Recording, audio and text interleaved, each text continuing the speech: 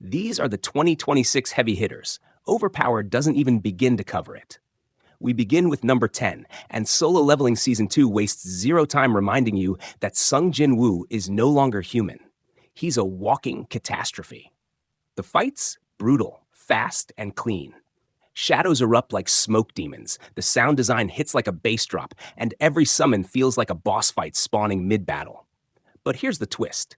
It's not just about strength anymore, it's about presence. Jinwoo walks into rooms and the entire atmosphere collapses. You feel it. The tension isn't will he win, it's how disrespectful will this victory be. Moving on to number 9, Sid is not just powerful, he's role-playing dominance. The man is literally aura farming for fun.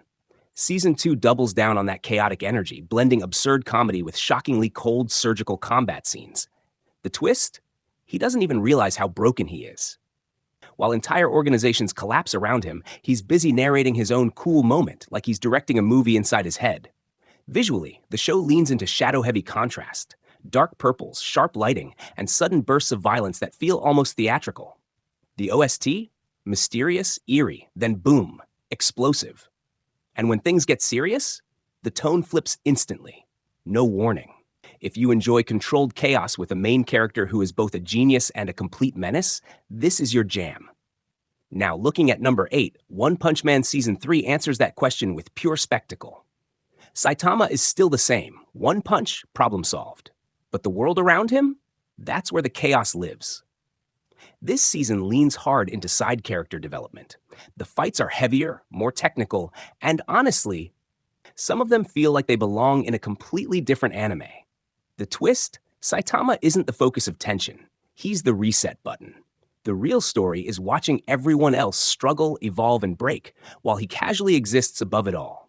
At number 7, Tsukimichi Season 3 leans fully into Makoto's quiet dominance. This isn't loud power. It's controlled, suffocating strength, the kind that makes enemies hesitate before they even draw weapons. The twist? The world building actually keeps up with him. Politics, races, and factions all react to his existence like a natural disaster forming on the horizon. The visuals are cleaner this season, brighter magic effects, smoother combat transitions, and a stronger contrast between peaceful village life and absolute destruction. Character dynamics also hit harder.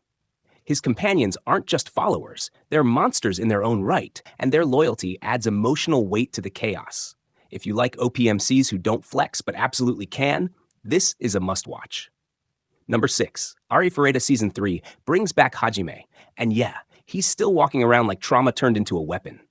Guns, magic, brute force, everything about his fighting style screams, I don't trust this world. The twist? His power feels earned through suffering. Every ability, every upgrade, it's rooted in survival, not destiny. The combat this season is sharper, more brutal close-range fights, heavier weapon impact, and darker tones that match his mindset. The sound design leans gritty, metallic clashes, echoing gunfire and raw explosions. At number 5, Anos is back, and he's still disrespecting logic itself. Killing people with a heartbeat? Reviving them just to prove a point? Yeah, we're still there. The twist? The scale keeps increasing, but Anos stays calm. That contrast is what makes it addictive. While reality bends, he's casually explaining why it's beneath him. The visuals lean into high fantasy spectacle, glowing runes, massive spell circles, and clean, elegant destruction.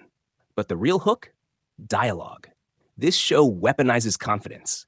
Every line Anos speaks feels like a finishing move.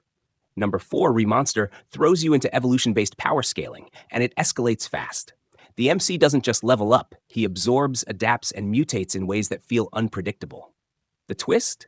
It's not clean hero energy. It's survival first, morally gray, sometimes straight-up ruthless progression. The pacing is aggressive. Every episode feels like time-skipping growth, and the power curve is almost exponential.